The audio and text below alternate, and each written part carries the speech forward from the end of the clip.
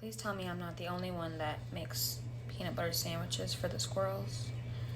I only use the butt bread, but they're kind of spoiled over here. And they tell me when they're hungry. So, peanut butter sandwiches for my squirrels. And here's their little setup. So cute.